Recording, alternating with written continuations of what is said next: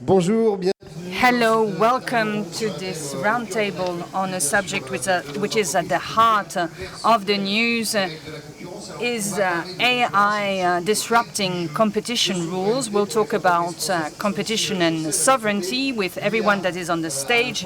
AI has the potential of becoming a museum of horrors if we let it go, and Mr. Curé has talked about it. Actually, is the chairman of the competition, so he knows what he talks about. I'm going to give the floor to Alain Fern, who's a philosopher. He has published 12 centaurs on AI and man created God. This is relating to this book. Why have we created AI? That's the question. Thank you for your question. Hello, everyone. This is going to be a philosophical introduction in this raw world. We ask ourselves a lot of questions on competition, and maybe before grasping with these questions, we should ask ourselves why. Why have we created such a tool? Maybe we should go back to the early age of humanity when mankind was thrown to nature.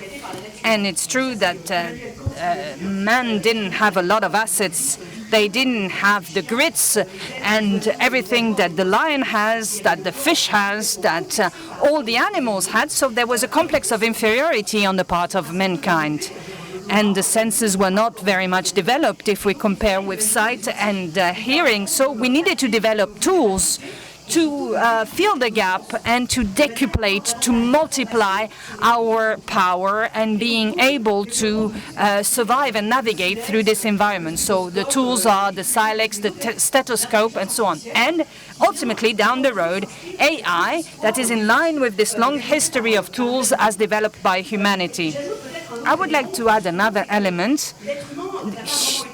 The humankind hasn't been created for the world. When we look at animals, we think that they move naturally in nature, whereas humankind seems rather clumsy. They adapt to everything and to the others as well, because even though we have to live together, it's quite difficult to live together. And we can see that it requires permanent adjustment. And so they dreamt of a tool that wouldn't require any adjustment effort. It's like a civilization burnout. Instead of having to adjust to anything, we have a one-size-fits-all tool. And which child hasn't dreamt of tailor-made adults and parents? Who hasn't dreamt of a tailored a teacher? Which citizen hasn't dreamt of a tailor-made president? And so AI makes this promise. This is why, indeed, I wanted to make this comparison between AI and God, because de facto, when I had interviews with people from all over backgrounds, I realized how much there were godly attributes granted to the AI, the omnipresence, omnipotence, as if it were deity, as if it was an act of faith. Because maybe there's not much in which we can have faith today. And so the bond with the competition, I will go there. There's the question of faith. Well, even if we have faith, we can have doubt. It's not because AI is imposed upon us as a figure of legitimate faith. It doesn't dissipate any doubt. And this is why, when we deal with competition, everything depends on the competitive edge that the businesses could have, and it depends on the faith that we can have in such assets and what we will delegate to AI or not. And it will definitely reshape the world and reshape the business world. Maybe the competitors of today can be tomorrow's allies. Thank you. Thank you, Gabriel. Thank you. You are supervising this session. That means that you will have the task of wrapping up. This was quite original to address the topic through the lens of philosophy and then getting into the nitty-gritty of concrete elements. Of course, everywhere in the business we have AI, but it doesn't have the same strength depending on the size. You have a report from BPI France saying that 47% of SMEs have launched at least one AI project, and this figure shows up to 95% of companies over 95 salaries have used AI. Of course, Alexandre Bompard with Carrefour, you are using AI, but when we are a world giant and an old stakeholder of the economy like Carrefour, are you afraid of AI? So we go from philosophy to grocery shopping. Thank you for attending an AI conference at 4 o'clock. For those who don't have any air conditioning, you can find one in the next door, Carrefour, if you wish. Are we afraid of AI? I would say, well, I'm not afraid. I'm not a chicken. I will not chicken out, because we can use it. I understand perfectly the red flags on a technology that could be beyond our control, that it raises concerns, the issues relating to ethics. Actually, what the Pope said was not the worst paper on the ethical alerts, but it's specifically because we have these alerts that we shouldn't stay on the sideline. We have to own it up. It's like a dragon. And a dragon can burn, can have fire, and it's a matter of power. And so we have to ride on the dragon. And as for Carrefour, this is what we did. It would have been very natural for a group like us. We are 60 years old. We have actually brick and mortar outlets. We can say, let's stay on the sideline. Let's be passive bystanders and look at what the others do, and we'll decide afterwards. No, we have million data. We have millions of flows of inventory, of prices, millions of customers coming in, and thousands of customers. We have so much data, and our responsibility lies with owning it up and make sure that we embrace that subject. We had the customer experience as a starting point. We are going to give our customers a conversation bot so that we can help them to do some shopping. But we thought it's not only case studies that are interesting. How can we help AI reshape the company in a more radical way, as if we didn't have, more radical than if we didn't have that tool? Because our logistic patterns, our flows could be reshaped in a better way. Have we succeeded in everything? No. Is it perfectible? Yes. Have we had failures? A lot. But does it allow us to tackle the subject, to grasp the nettle, and to make sure that we can actually rise to the challenge? The answer is yes. And I consider that the biggest risk for French businesses is to stay on the sideline, is to say, okay, it's not mature enough, it's not ready enough, or to be afraid of it. The responsibility of a business leader is to say, let's go forward with optimism. Of course, we shouldn't be candid, but this is what we've been trying to do for 2 years, and this reshapes it's a root and branch change inside the company. So you talked about the launch. This is what Gabriel Alfer was saying with AI. We are at the early stage of the pattern. So what about you? You are in a new company, FDI United, Stéphane Pallez. It's a very regulated world. And yet, AI has evolved at a smaller scale in universes that may not comply with what you have to comply with. Yes, indeed. We are a sector which is highly regulated. And on top of that, to boot, we actually have a problem with monopoly. So normally I could actually sleep on my laurels and say, okay, I solved the problem, I'm at peace. But no, I'm not at ease, not as everything is fine, for a reason which created a mediatic hype at one point that was reminded by someone. No, AI doesn't allow us to actually foretell the lottery numbers ahead of time. I have to say that loud and clear, because it's important. That's not the reason for which, as for my neighbor on my left-hand side,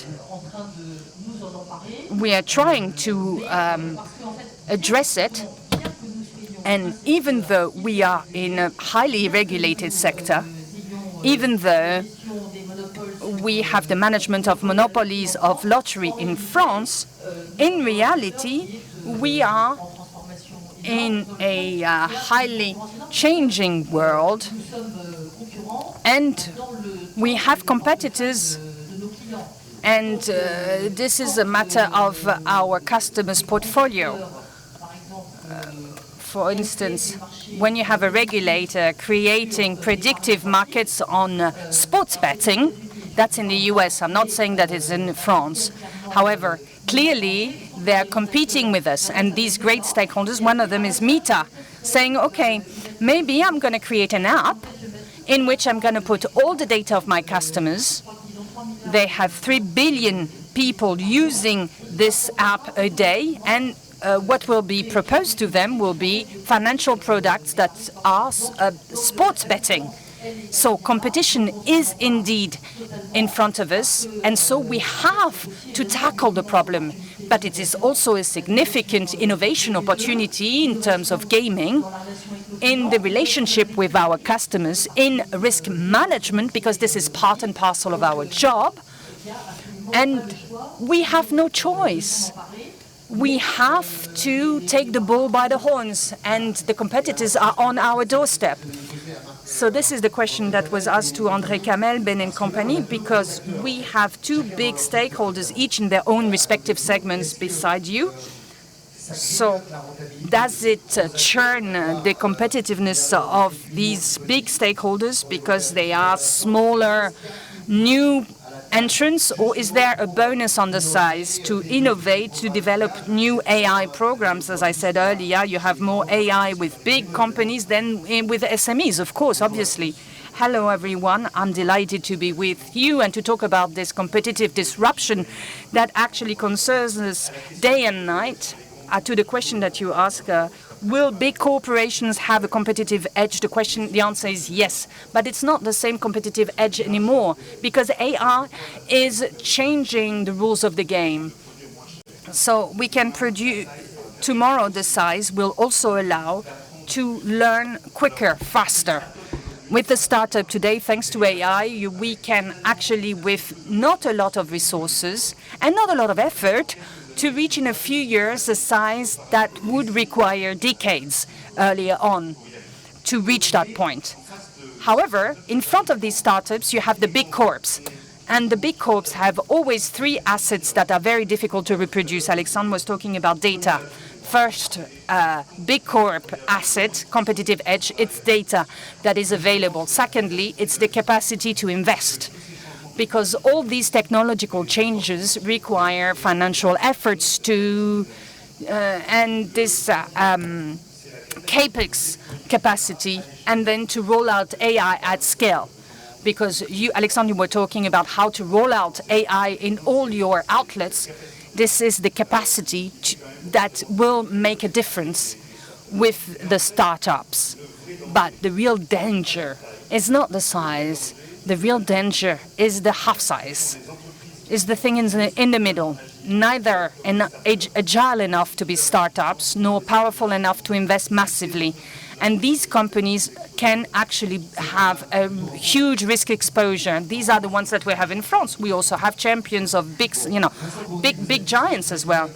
How about you? You're the CEO of Bureau Veritas, Vincent Bourdil. So AI actually allows us to have more expertise, what was few and far between, and the knowledge, the grey matter, actually, we can actually have it available thanks to AI. So what will foster the value of the company of the future? Thank you.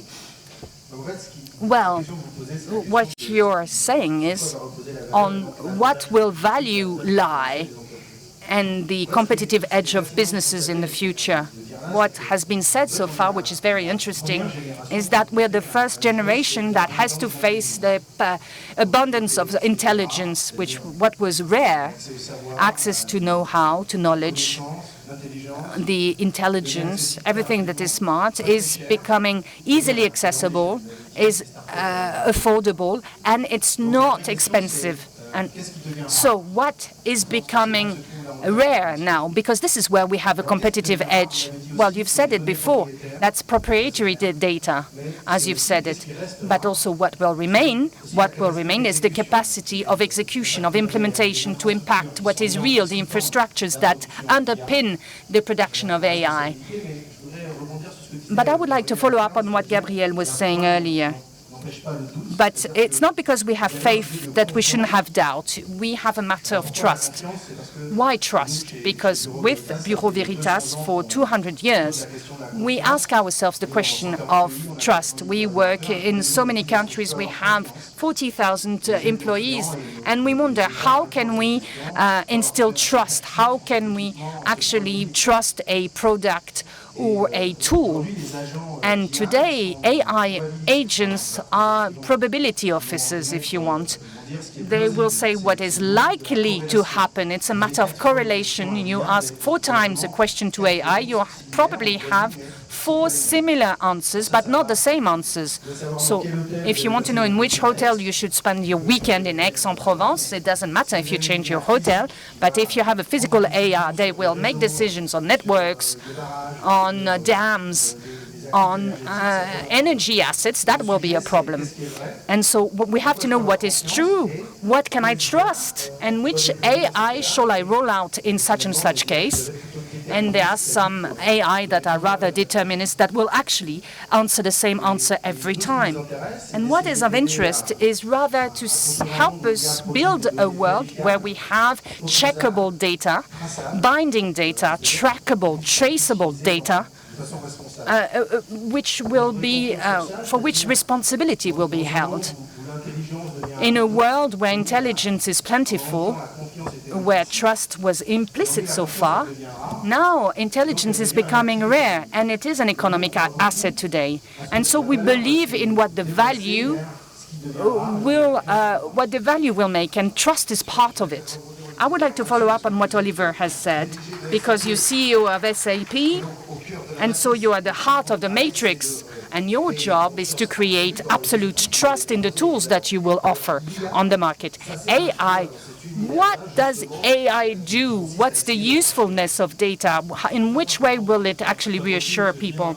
Well, we have to go backwards a little bit and see and have a state of play now. We have AI that answers to questions that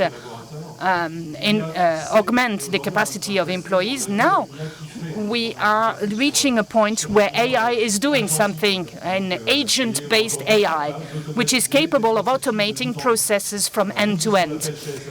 This is what we call the autonomous company concept, and we have the capacity in different functions of the company. We're focusing on finance, HR, supply chain, procurement, customer experience to automate processes from end to end under human supervision. And what we're trying to do by this process is to be more efficient and to foster productivity. For instance, in the financial world, we have a process that is really interesting for us. That's the consolidation. Consolidation is a manual process. It takes weeks. And with AI, with JP Morgan, we actually do that in a few days. So we're talking about that type of scale now. So it's not a matter of knowing whether we have to adapt to AI. We have no choice. Not using AI would be losing a competitive edge that is very useful. So it's extremely important. I would like to rebound on the matter of trust, because our role as an actor of technology is to make sure that AI, as you have said, be it on a personal basis, if it doesn't work, it doesn't matter. But in the corporate world, the answer cannot be almost good. It needs to be very good and absolutely good and right. And because otherwise it would undermine the confidence, and confidence erosion would be a problem. And the data is at the heart of the problem. It only produces good answers if it relies on good data. And this is why with SAP, our role is really important, because we have to make sure that data is actually reliable. We have talked about competition, but also regulation and the standing of Europe amidst AI in the second part of this roundtable.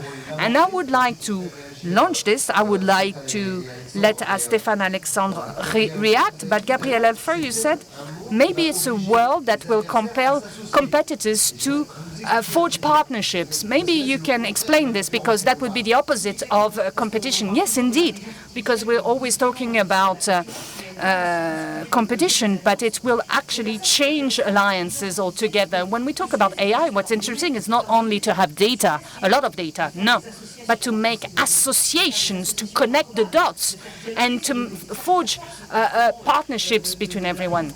And that's what is important about AI. And between the difference between information and knowledge, it's actually a lot of information where we connected the dots, and that creates an added value. It's not only a matter of data, but it's a matter of hybridation.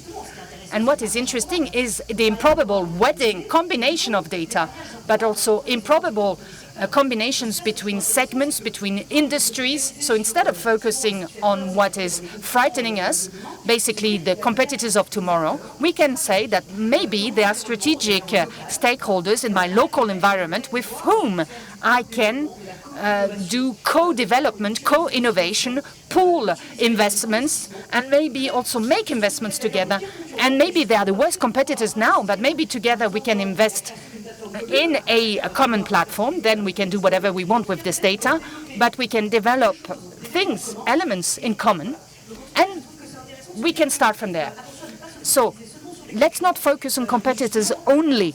Maybe we should talk about having a gunshot wedding that could be actually interesting. There's also the green transition that can be ahead of us, and that could be interesting. And to face that, maybe we need to look beyond and to look at our competitors in a different way, and look at industries that have nothing to do with us, but maybe with them I can create a one-of-a-kind value. Alexandre Bompard. In a nutshell, what about the main risk for European competitors is to be dissolved in a chemical way, namely that the Chinese and Americans could actually end up taking the leadership, and that Europe could be crushed between these two big giants. Well, that's the formidable paradox of our debate. Theoretically, as was said, when you have a technology revolution of that size, you have new stakeholders coming up, small stakeholders going faster, and a competition that actually is on a momentum. But that's not what we have. You like the digital revolution that led to the creation of GAFAMs and companies concentrating the digital transformation in the most part. So you will love AI revolution, whereby we have 5 world stakeholders whose valuation, and we have to keep that in mind. We're talking about trillions of dollars. In CAC 14, we're talking about dozens of billions. Here, we're talking about trillions. So when we talk about capital risk, the ratio between the US and Europe is 1 to 100 in digital investments of the 10 greatest stakeholders in the US. It's 50 times those of the CAC 40.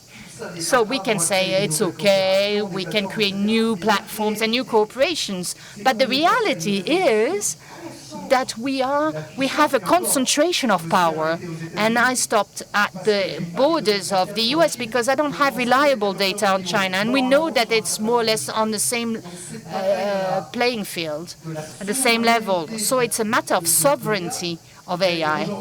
I was saying today, well, the life of business is meant to be changed, but we're not even on the battlefield yet. But we can do something else. We, the European, the French businesses, have the capacity to be the early adopters and have a competitive edge and engage their company, their expertise, their knowledge to create new forms of organization or new forms of cooperation. The answer is yes. And will it work? Yes. Will it change the landscape of competition? Yes.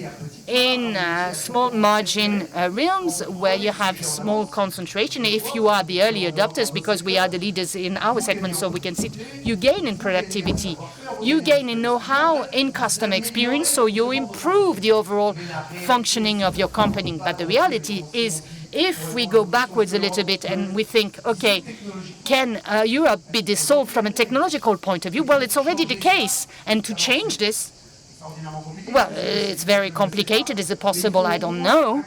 But we have to activate transformation levers. And what I mean by that, it's financing, it's funding everything. When we talk about Europe of capitals, if the long-term savings, which is abundant, will fund American companies, we'll always have a problem. Long-term savings should fund French companies. That's the battle of long-term funding. That's important. And then we have the battle of energy. We know that energy is at the heart of AI, and this capacity that we have to have an energy, decarbonated energy, competitive energy is key. We have to win that battle. And then we have a battle instead, a mindset battle. We are no longer a great power in terms of AI, so we have to behave as an emerging power. We are not the leaders of free trade. We are in a position of challengers. So we have to ask the question to ourselves in terms of public policy. Will the installation of data center, of American data center in Europe, it won't help. How can we protect ourselves? How can we do technology transfers? How can we develop French companies? How can we push public procurement towards European and French companies? But it's the absolute battle, the ultimate battle. And we have to change our mindset, have the mindset as challengers, as an emerging power, not as a great power that's been the leader for 50 years. Otherwise, we're going to lose the battle. And we have to grasp the nettle. We have to go ahead. So at the European level, we are talking about defending European interests. We are talking about creating opportunities for Europe to defend European companies. Let's not be candid. Let's not be naive. Let's not say because we have one company working out well that we are actually on the lead. It's not the truth. And it is an essential subject. Safran Palais, does it mean that sovereignty is being questioned with AI? And if we don't follow among competitors, we won't actually make it. Well, to start with, I could have said what Alexandre has said. Really good. I'm not going to repeat that. I think, and that's something important, as you will see, for the troops, for their mindset, for their moral, is that we're not in a world of pure competition with AI. As Benoit said, we're in a world where AI, from the word go, benefits the largest companies that were already dominating in the digital world. And today, they are the dominating companies in this industry. Now, this being said, if you look at what's going to happen next, and things we're not necessarily thinking about, such as the American president who says from now on, the American state will take 10% of the capital, a 10% stake in these companies that have a good valuation on the stock markets, and that everybody wants to invest in, even though the question is that of the business model, so as to give the money back to the Americans. At the end of the day, we might end up with a system which will be like the Europeans will be financing these funds. These funds will use the money for the Americans so as to mitigate AI fears, alleviate these fears, because they're afraid of as well. So this is not a world of competition. This is the world of domination and an arms struggle. If you've understood this correctly, once you've hammered this in, you will see that you'll have to use all the weapons at hand. Because look at the CEOs today and the heads of companies, which is our case. Well, look at us. I think we're the good pupils in the classroom. We've been thinking about this, putting our heads together, and we have the cockpit of sovereignty. You know, if I make a choice, I always try and see how the choice is going to position my company in terms of sovereignty and dependence, economic dependence. And I have the choice between Carrot and Scylla. You see what I'm talking about. If I choose my CRM, it's either Carrot, Scylla, American. I've not been looking for a Chinese equivalent. And the main conversation today, when we have CEOs that meet with their troops, I'm not going to give you names again, but it's how much did they want in terms of increase? Because the install base is something you already use, so it starts with 25%, some can negotiate, and so on and so forth. Which means that today we're between a hard rock and a stone, which means we have to use all the levers we have, the toolbox, and that means we have to realize that the classic competition rules will not be the answer to this issue. And it's all about coalitions between corporates, between European competitors, because otherwise we're too small, given what's happening.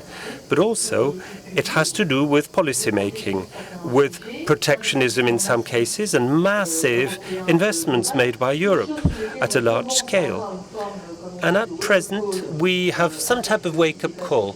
Given what happened with Anthropic, it's high time we did that, because we got off to a very poor start. Does that mean more regulation? Regulation? Yeah, well, I'm not going to talk about what I'm doing, but look at regulation in my industry. It's incredible. It's amazing, given what we're talking about. So it's high time. It's high time we did a reset of all of our designs and that we acted, because it's very late. We're really late. Olivier Nolan. Can we regulate and have rules for AI, or is the devil out of the box? Can I add something to this? There are still European actors that are present. We have something for you, madam. We still are in the race, right? It's important to mention that, because as far as sovereignty is concerned, there are still players in Europe and answers in Europe. I'll come back to this later on. Being a European player, we consider that regulation is not the answer. Regulation will penalize us as well. And today, we're really bothered by all these rules and regulations. They slow us down. We can't innovate as fast as the American competitors and Chinese competitors, which means that today, Europe still has trump cards or assets. If you look at digital sovereignty, there are several aspects. Well, it all depends. In some cases, I think it's too late. We'll never make it. But as far as AI is concerned, we shouldn't give up. We have international champions.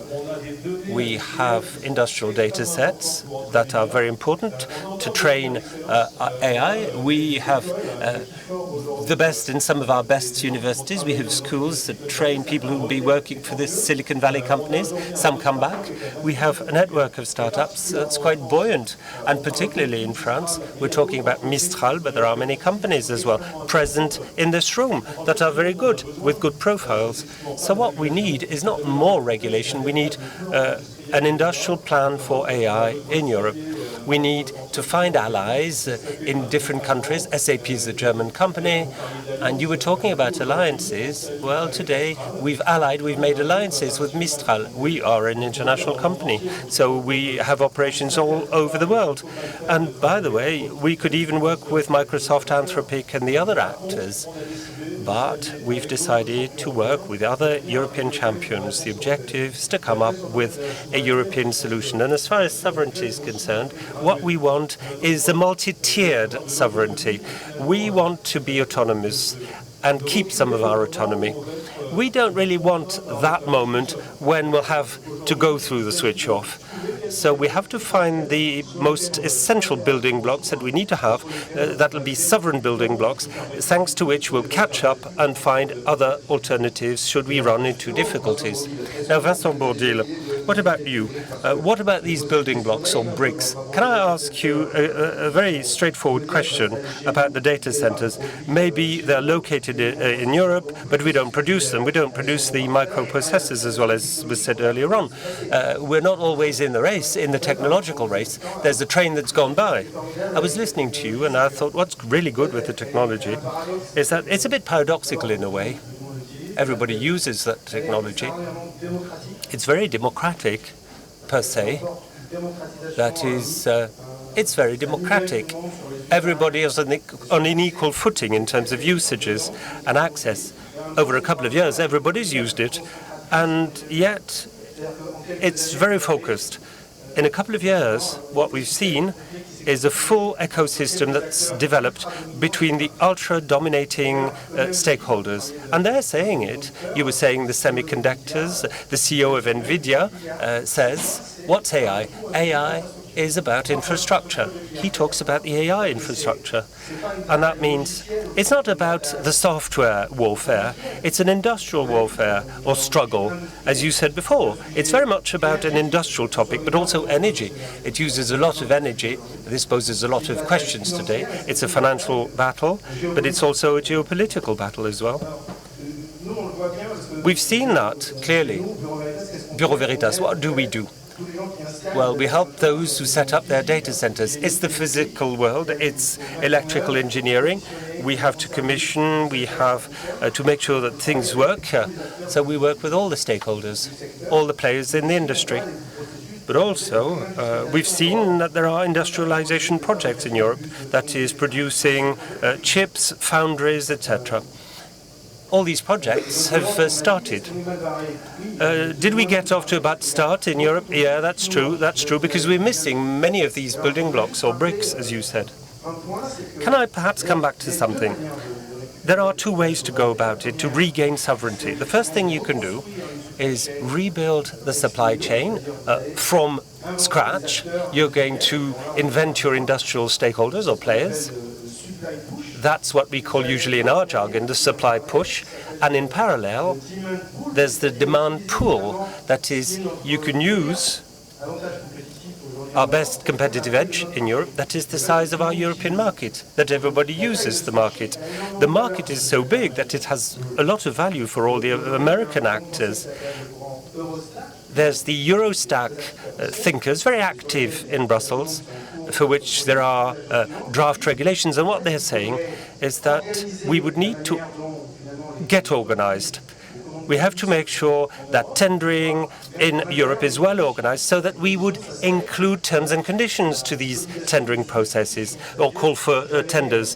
For instance, the replacement obligation. If we, the Europeans, want to no longer rely on an American technology, we could, thanks to terms and conditions in public procurement.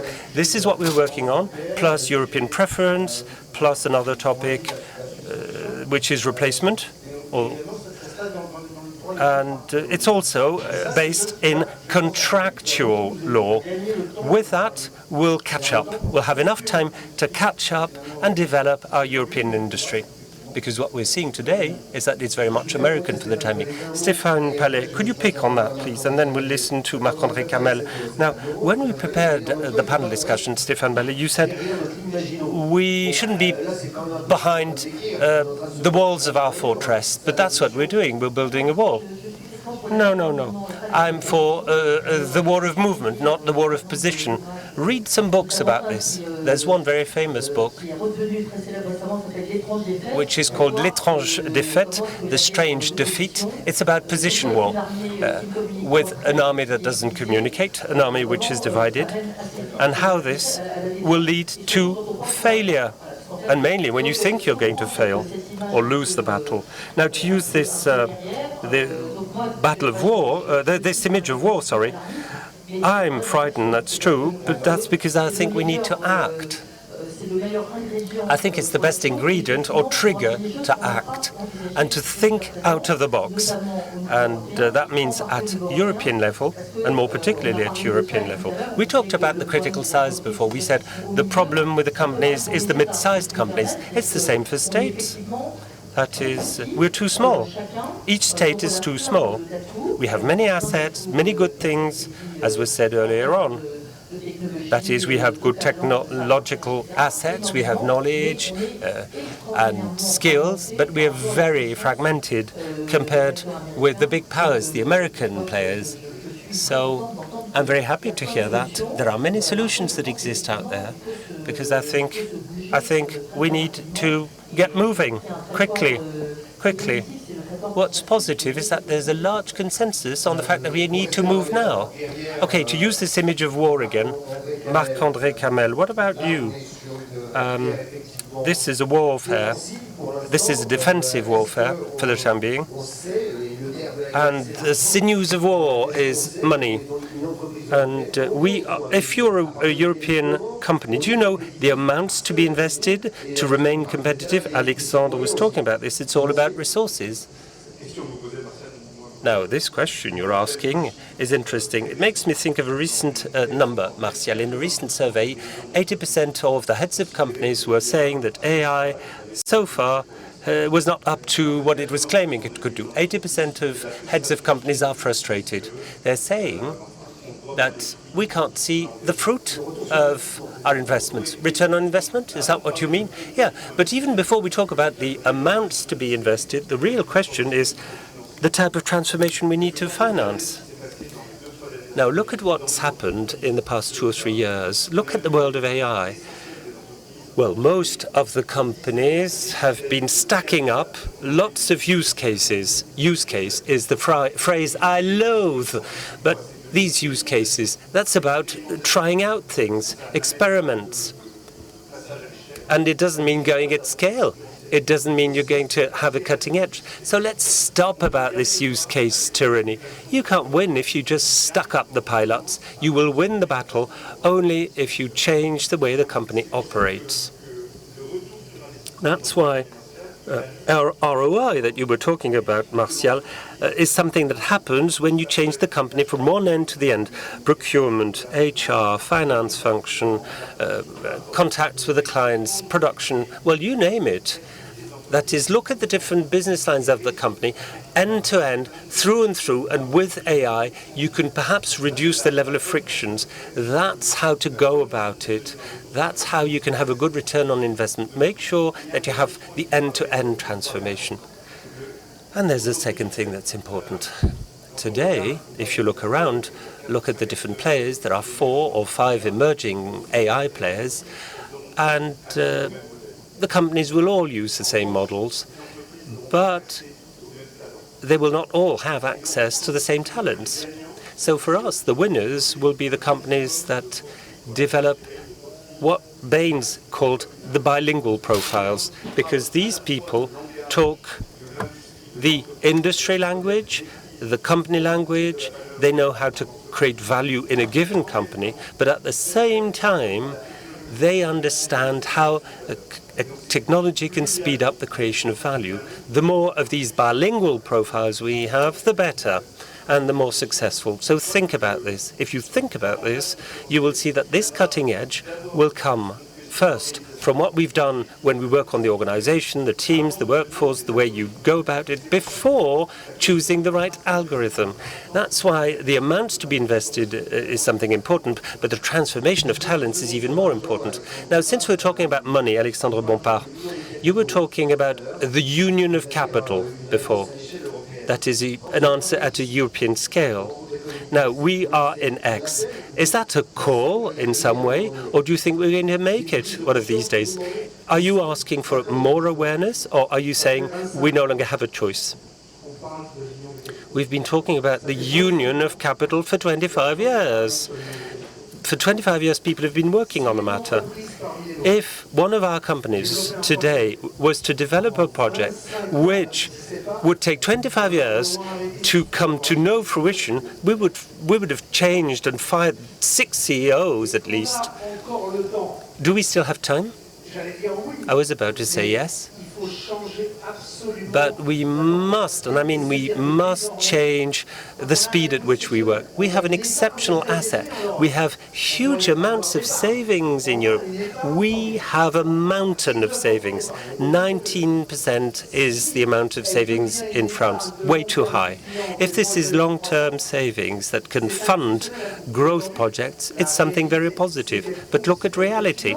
How is savings used? It's for the tech companies in America, or the French public debt, to repay the French debt. This is a key topic. Marc-André is right. It's not the only topic, and he's totally right when he's described the transformation of AI. And by the way, compared to the previous revolutions, AI is a topic in the hands of the CEOs. In the past, it was different. You could have said, I've got a good head of technology. He's going to be the leader of transformation. But today it's different. Since the company has to radically change, if the CEOs don't say, this is my thing, I'll have to do this. If I succeed, that's my job. But if I fail, that's my failure. It'll never work. And they're right in saying that. But we need resources. We need quite a lot of resources. And you were saying, and I think you're right, we need to have a long-term plan. It's not about regulation, it's not about protection, but it's about capex. We have money, we have savings, but it's been 25 years we've been working on this union of capital, but we've not made any headway. It's a vital topic. Well, this echoes what Sébastien Lecornu said yesterday with Mr. Aguillon. He was talking about a national sovereign fund. You're talking about Europe. That's the right scale, according to you. Well, given the battle, you know who the other players are, the Americans, with companies that are worth $4 trillion, and the Chinese. Look at them. They find allies, and they have the best technology. You can't just use a French sovereign fund. It'll not work. It's a good start. It's not sufficient.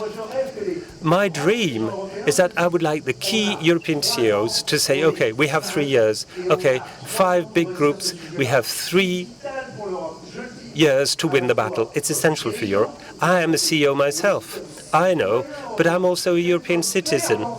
I have a family as well. My kids are 20 and 25.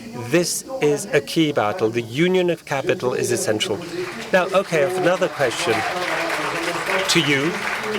We'll take the questions in a minute, but Olivier Noland, to finish on that. AI is like an F1 engine. The question is, do we have the roads for these F1s, the Formula Ones? Do we have the infrastructure? Well, now we have data centers. That's for the infrastructure. Can I come back to something, or can I pick on what I heard and add something? There's another obstacle or hurdle on the way, which is, if you look at digital today, in Europe, there are 25 different types of rules or regulations. Now, for the European players, that means each time you're on the road and change countries, you have to change the highway code. We invest a lot in sovereign data centers because we want to have some type of sovereignty in all of our countries. In France, in the SecNum cloud, we invest in this way. In Germany, there are other data centers we have to invest in. If you look at the Americans, the competitors, it's not a problem for them. They have one in Texas, one data center for the whole country. That's very important. So my answer is no, we're not on the right road, and maybe we need to sweep all the obstacles on our way. We need a highway to move faster. Okay. Sorry, there's someone before you. Yeah, madam, please. Yes, please, second row. Madam. Hello. Thank you for what you've said.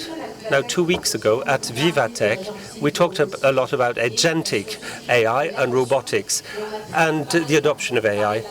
But when people were talking about adoption, they didn't talk about culture and get acquainted with AI. It's very important in an international context. My question is that you are the international champions. How can you find the right balance between the standardization and the local specificities? Stéphane Palais, perhaps. Well, that's a very important topic. And Alexandre was saying that AI is something for the CEOs. My commitment is to train all of my workforce on AI. We should all do that, I think. It is essential so that they buy into AI, so that they understand this technology, which is much more than a technology. It's a deeply rooted revolution, but also to build trust. Trust is based on people's ability to understand and to know how to use these tools, this type of revolution. Otherwise, we'll hit the wall. The problems will be of all types, not just competition or competitiveness. The problem will be mistrust, they will no longer trust their leaders and will have political problems. It's a commitment that has to be taken also by the state. The state has to take this into account in all different areas.